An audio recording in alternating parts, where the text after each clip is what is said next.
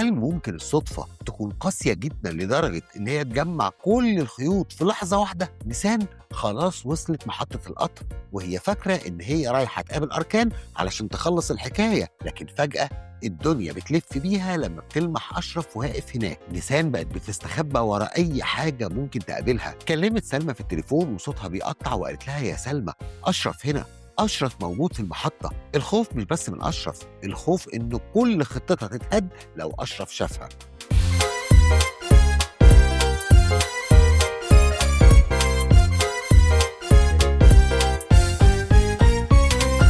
هنا بنشوف نيسان في أضعف حالاتها، هي بتحاول تلعب دور البطلة اللي بتواجه أركان لوحدها، بس أول ما شافت أشرف غريزة الخوف سيطرت عليها. وسط المعمعة دي كلها كان في عين تانية خالص بتراقب الموقف، أركان لمح نيسان وهي ماشية وبتحاول تتدارى، وبخبثه المعهود قرر إن هو يمشي وراها. المفاجأة بقى إن أشرف كمان لمح أركان، فبقت اللعبة قط وفار، أركان ورا نيسان وأشرف ورا أركان. نيسان خرجت بقى بره المحطة وكلمت سلمى اللي كانت هتموت من القلق عليها.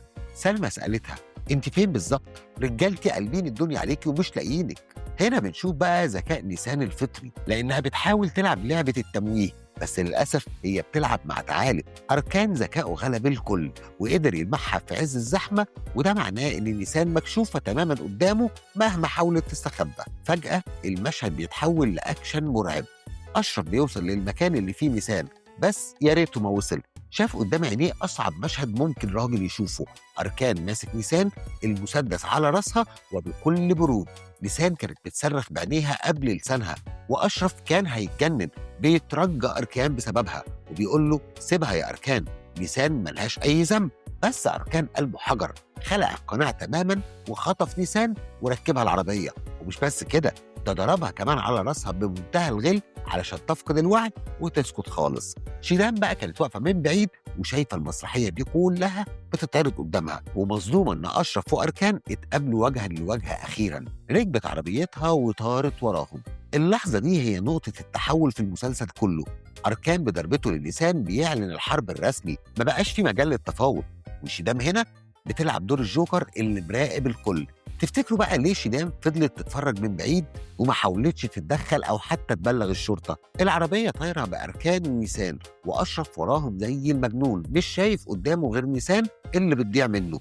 في الناحية التانية بقى سلمى كانت بتغلي وبتلوم نفسها بمنتهى القسوة وبتقول أنا الغلطانة، ما كانش ينفع أدخل نيسان في الدوامة دي من الأول. شيران بقى في اللحظة دي رنت على سيدة وبلغتها بكل اللي حصل، وقالت لها كمان إن أشرف لقى أركان وإن أركان خطف نيسان. سيدة اتجننت وقالت لشيران لازم تلاقي أركان بسرعة، بس شيران ردت عليها ببرود وقالت لها أنا مش فاضية للألعاب دي دلوقتي. سيدة جريت على دنشار وحكت له، ودنشار أول ما عرف الدنيا اسودت في عينه وفضل يزعق ويقول لها رني على أركان حالا، أشرف ما ينفعش يوصل له ونيسان ما ينفعش يتلمس شعرة منها.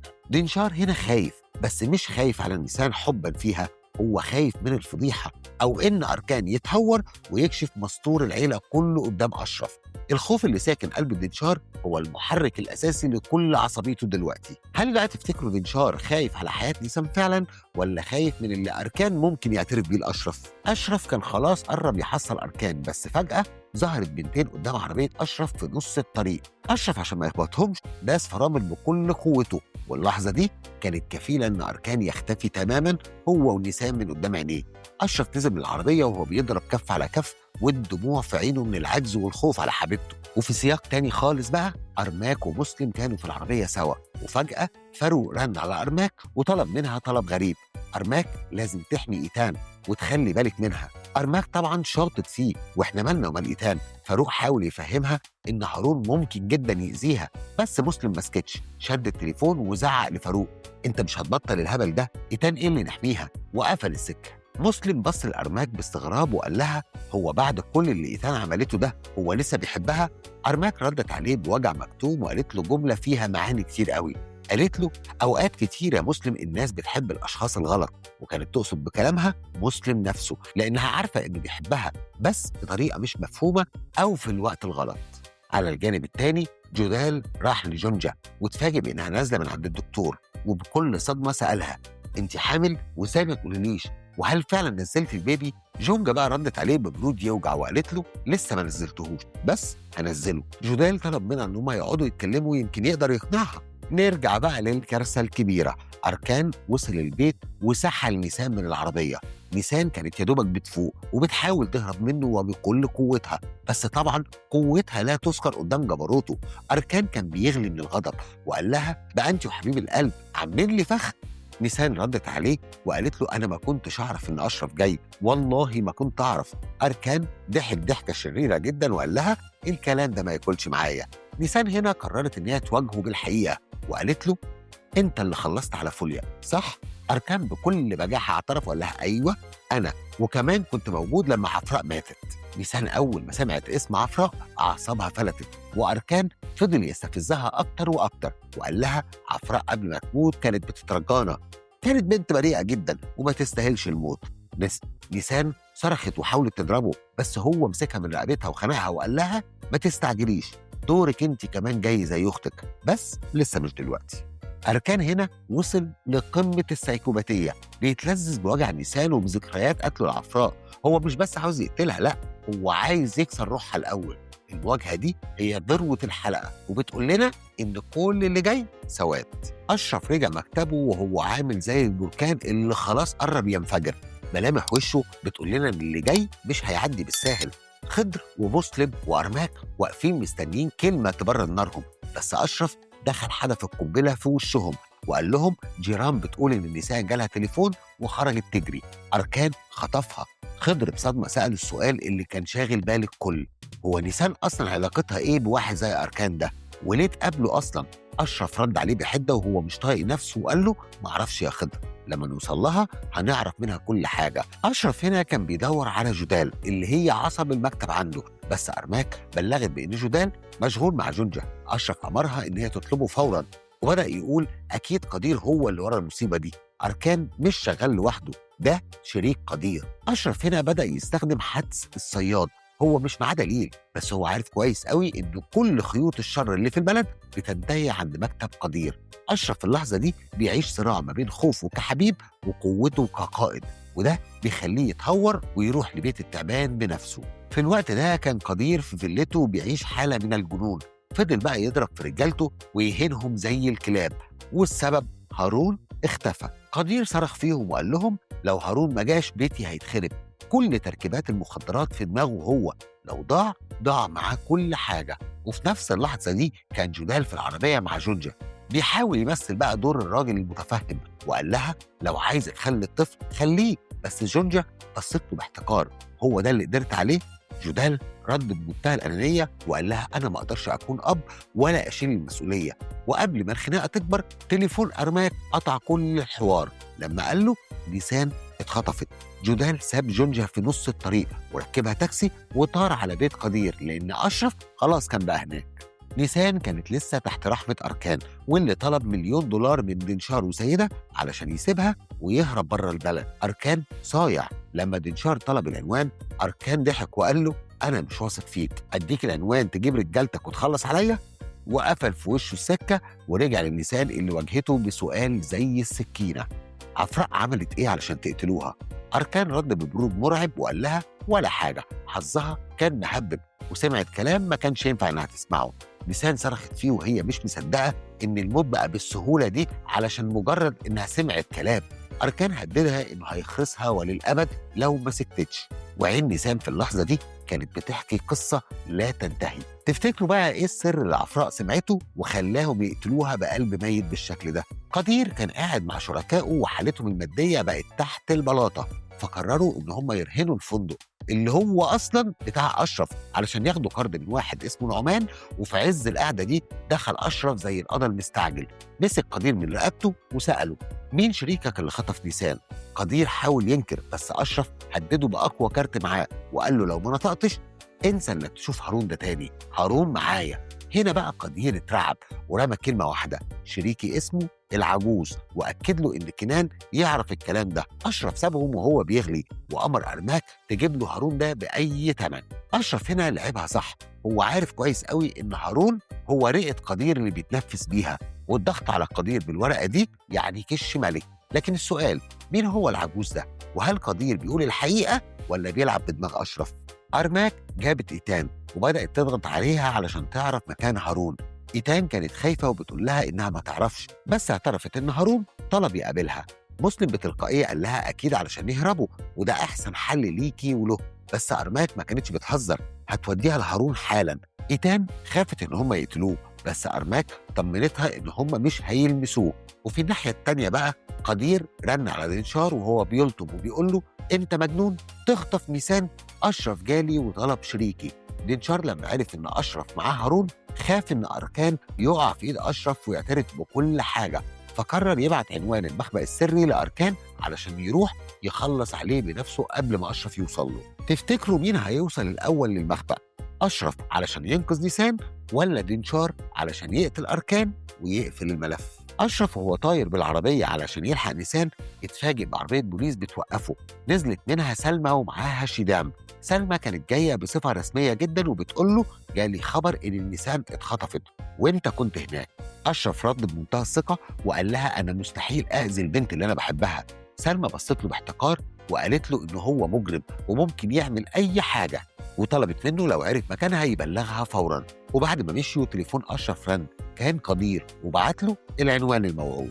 المشهد ده يوريك إن أشرف خلاص بقى محاصر من كل جهة، البوليس شاكك فيه والعصابات عاوزة تغدر بيه وقلبه محروق على حبيبته نيسان، والساعات اللي جاية هي اللي هتحدد بالظبط مين اللي هيعيش ومين اللي هيموت. أشرف طار بالعربية كأنه بيسابق الريح بس علشان يوصل للعنوان اللي قدير بعتهوله، وفي نفس الوقت ده كانت الخطة بيه شغالة. مسلم فاجئ هارون في الشارع وهو مستني إيتان وطلع السلاح في وشه وبكل حسم وقال له لو ما مشيتش معايا دلوقتي هخلص عليك.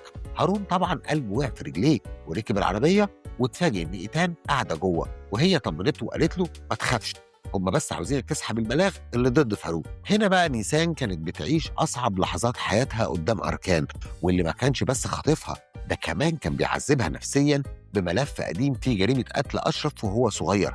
أركان فضل ينهش في أعصابها ويحكي لها عن لحظات موت أختها عفراء بدم بارد، كانت بتموت بين إيدي وبتتمنى إن أنا أرحمها.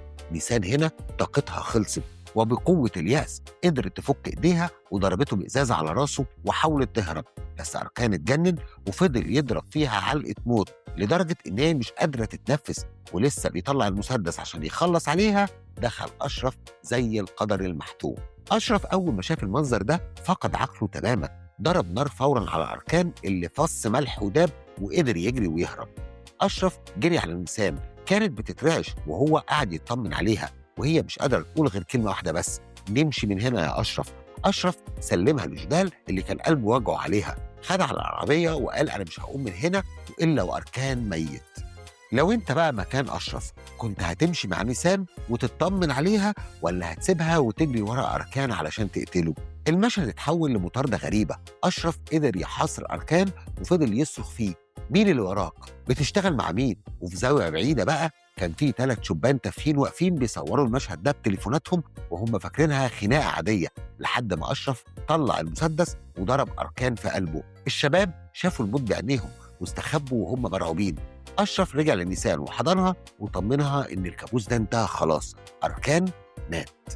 أرماك في الوقت ده كانت بتخلص اتفاقها مع هارون. هارون هيسحب الشكوى ويطلع قدير من السجن مقابل إن هو ياخد إيتان والفلوس ويختفوا بره البلد تماما. جدال بلغ أرماك إن النيسان خلاص الحمد لله رجعت، وفي العربية أشرف كان بيبص للنيسان بعتاب وبيقول لها أنت إيه اللي وداكي هناك؟ بس رجع وقال لنفسه مش وقته، لما تهدى نبقى نتكلم. الشباب بقى اللي صوروا الفيديو دول قنبلة موقوتة. أشرف فاكر إن هو قفل صفحة أركان، بس هو فتح على نفسه باب جهنم لو الفيديو ده وصل للبوليس. وسؤالي ليكم، تفتكروا الفيديو اللي صوره الشباب ده هيختفي ولا هيكون هو السبب في دخول أشرف للسجن؟ البوليس لقى جثة أركان والشباب اللي صوروا الفيديو خافوا يبلغوا وقرروا يسكتوا، بس الشدام كانت بتغلي من مامتها سلمى بسبب معاملتها ليها قدام الناس وتهميشها في القضايا. سلمى حاولت تصالحها وطلبت منها ان هي تروح تجيب نيسان عشان التحقيق. نيسان وصلت البيت وهي منهارة تماما، وأشرف دخلها الحمام وغسلت وشها، وفي اللحظة دي أشرف مسك الملف اللي كان مع أركان. الصدمة كانت كبيرة جدا، الملف فيه تفاصيل قضية القتل اللي هو كان متهم فيها، وأشرف هنا استنتج إن الراجل اللي اتحرش بروية هو اللي محرك كل الخيوط دي. شيدام خبطت على الباب علشان تاخد نيسان للقسم، بس نيسان طردتها وبحدة وقالت لها إيه اللي جابك بيتي؟ شيدام ردت ببرود وقالت لها أنا جاية لشغل، بس أشرف قفل في وشها وقال لها نيسان تعبانة ومش هتمشي من هنا. شيدام نزلت وكلمت سيدة وبلغتها بموت أركان، وسيدة سألتها بلهفة عن الملف، بس شيدام أنكرت معرفتها بأي حاجة وقفلت السكة في وشها. الملف ده هو الصندوق الأسود للمسلسل كله. أشرف دلوقتي عرف إن عدوه مش بس قدير، ده في كمان حد من الماضي بيلعب معاه، وشيدام هنا بدأت تشك في سيدة، وده معناه إن التحالفات بدأت تنهار. نيسان حكت لأشرف إن هي راحت لأركان لأن هو قال لها إنه عارف مين اللي قتل عفراء، وأشرف حاول يهديها. في الاسم بقى سلمى لقت تليفون أركان وقررت إن هي تفتحه علشان تعرف الحقيقة. أما نيسان فنامت في حضن أشرف، بس حلمت بدنشار وجثة عفراء وصحيت مرعوبة. نيسان جواها يقين إن دنشار هو اللي ورا كل حاجة، وفي نفس الوقت دنشار طلب من سيدة تجيب له نيسان حالا، ولما سيدة اعترضت علشان حالتها دنشار صرخ وقال لها مش فارق معايا حالتها، هاتيها لي دلوقتي. هارون وفى بوعده، سحب الشكوى وخد الفلوس وهرب هو وإيتان. فاروق في السجن جات له رسالة الوداع من إيتان وفقد أعصابه وفضل يكسر في الزنزانة من الوجع. أما قدير بقى فكان بيغرق نفسه أكتر وأكتر، رهن الفندق بتاع أشرف لنعمان مقابل قرشين يمشوا حاله، والشركاء كانوا مرعوبين من الحركة دي. تفتكروا بقى فاروق لما يخرج من السجن أول حاجة هيعملها إيه بعد ما خسر حبه الوحيد؟ أشرف ساب نيسان مع حفيظة وراح عشان يقابل خضر، واللي قال له إن قدير عمل كارثة ولازم يعرفها. في الوقت ده خضر كان خايف إن قدير يطلع ابنه، بس هو صمم إن مصلحة أشرف أهم حاجة. قدير من ناحية تانية حاول يجر الأيتام لسكة المخدرات، ولما رفضوا يوسخوا إيديهم قدير قتل واحد فيهم وبدم بارد قدام الكل. الأيتام جريوا على أشرف واستنجدوا بيه، خلصنا من قدير يا أشرف، أنت اللي لازم تمسك مكانه. أشرف وعدهم إن حسابه مع قدير خلاص قرب يجي. نيسان راحت لدنشار وهي بتحاول تبان إن هي قوية، وقالت له إن أركان مات. دنشار عمل نفسه متفاجئ وإنه خايف عليها وسألها قال لك ليه خطفك؟ نيسان كذبت وقالت له ما قالش حاجة، وده طمن دنشار جدا وطلب منها إنها تجهز نفسها علشان تغني في الفندق اللي ماتت فيه عفراء، والهدف إن أشرف ممنوع أصلا يدخله، فيبقى بيحرق دم أشرف وبيذل نيسان، وفي نفس الوقت نيسان وافقت. نيسان هنا بتبدأ تلعب لعبة ذكاء مع دنشار، هي كذبت عليه علشان تخليه يطمن وتبدأ هي بقى تراقبه. أما موافقتها على الغنى في فندق قدير فده تحدي صريح وواضح إنها قررت تواجه مخاوفها في المكان اللي بدأ منه كل الوجع. بعد ما نيسان خرجت من عند دنشار الراجل ده مسكه بقى هسهس الخوف، بص لسيدة وقال لها البنت دي شاكة فينا. موافقتها على الغنى وهي بالمنظر ده وراء إن نيسان فعلا كانت بره بتعيش حالة من الانهيار، بتعيش صراع ما بين وجعها وبين رغبتها في الانتقام من الشخص اللي وصفته إنه مريض نفسي. وفي نفس الوقت سيدة كانت بتحاول تمسح أي أثر لأركان، بس الرياح جت بما لا تشتهي السفن، البوليس قدر يفتح تليفون أركان. الصدمة هنا كانت كبيرة جدا على سلمى ورجالتها لما عرفوا إن دنشار هو اللي كان بيمول أركان وإنه غرقان لشوشته في تجارة المخدرات، والأدهى إن الشكوك بدأت تحوم حواليه في مقتل عفراء. سلمى بذكاء طلبت السرية التامة لأنها عارفة إن دنشار مش مجرد مجرم، ده اخطبوط. وفي الناحية التانية بقى أشرف كان بيقوم بواجب العزاء مع الأيتام اللي فقدوا صاحبهم ووعدهم بدم قدير، بس الأيتام كانوا مقسومين، نص خايف من جبروت قدير ونص عاوز يمشي ورا كلام أشرف. وفجأة الهجوم بدأ، رجالة قدير فتحوا النار عليهم في المقابر، بس أشرف ورجالته كانوا صاحيين وردوا الهجوم بمنتهى القوة لحد ما جري قدامهم زي الفراخ. أما نيسان بقى فكانت في قبر عفراء وعمالة تبكي، وجات لها سلمى وبالصدفة عرفتها الحقيقة، دنشار هو اللي ورا موتها يا نيسان. نيسان ما كانتش محتاجة تأكيد، هي فعلا كانت حاسة بده، بس المرة دي قالت جملة ترعب، قالت لها أنا مش عاوز أشوفه في السجن، أنا عاوز أشوفه في القبر. نيسان هنا اتحولت من ضحية لمنتقمة، هي مش مستنية العدالة القانونية، هي بتدور على عدالة السماء وبإيديها هي. وده يخلينا نسأل، هل نيسان بقى هتقدر تضغط على الزناد؟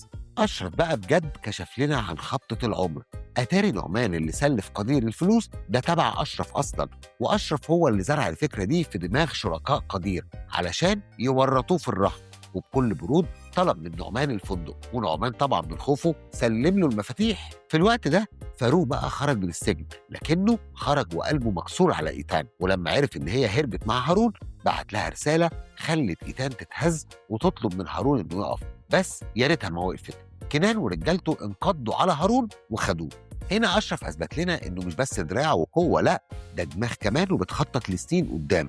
هو سحب البساط من تحت رجاله قدير وبمنتهى الهدوء. اما فاروق فخسارته لايتان هتكون هي الوقود اللي هيحرق بيه كل اللي حواليه في الجزء اللي جاي. نيسان بلغت اشرف ان هي رايحه الفندق علشان تغني فيه، فندق قدير طبعا، وبناء على طلب دنشار. اشرف وافق. نيسان استغربت جدا، لكن اشرف كان مرتب لكل حاجه، ولكن الغدر جه من شيدام. الشباب اللي صوروا فيديو قتل أركان راحوا القسم، وشيدام شافت الفيديو. شيدام هنا باعت الكل وقررت تنقذ نفسها وورت الفيديو لسلمى. شيدام بتمثل نظرية البقاء للأقوى. هي شافت إن سفينة أشرف خلاص بتغرق، فقررت إن هي تنط منها وتكسب بونت عند مامتها. الفيديو ده هو القشة اللي ممكن تقطم ظهر أشرف. نيسان دخلت الفندق ومعاها المسدس اللي أشرف اداهولها، ودنشار خلاها تمضي على عقد غنى لمدة سنة. في نفس اللحظة أشرف اقتحم الفندق بجيش من الرجالة وخلصوا على كل الناس اللي تبع قدير. أشرف دخل لقدير ورمى في وشه القنبلة. الفندق ده بقى ملكي أنا يا قدير. دنشار كان على الخط وسمع كل حاجة، وفجأة نيسان وقفت وراه ورفعت المسدس في ظهره. قدير من جنونه رفع السلاح على أشرف، وأشرف قال له بكل ثبات لو تقدر اقتلني، أنا عارف مين اللي بحركك. أبو دنشار هو اللي وراه. النهاية دي بركان وانفجر. أشرف كشف خلاص الراس الكبيرة، ودنشار مذهول إن سره انكشف، ونيسان في ظهره زي عزرائيل. المواجهة دلوقتي ثلاثية الأبعاد، أشرف ضد قدير، ونيسان ضد دنشار، والبوليس ضد أشرف. مين في رأيكم هيضرب الرصاصة الأول؟ نيسان ولا قدير ولا أشرف؟ وكده نبقى وصلنا لنهاية ملخصنا الملحمي للحلقة 26 من حلم أشرف، وهي حلقة هتخلينا مش عارفين ننام من كتر التفكير في اللي جاي. ويا ريت لو الملخص ده عجبكم ما تبخلوش علينا بلايك للحلقة وتشتركوا في القناة وتفعلوا الجرس علشان يوصلكم كل جديد. وزي ما دايما بنقول الحكايات كتير بس سقراط بس هو اللي عنده الحكاية الصح.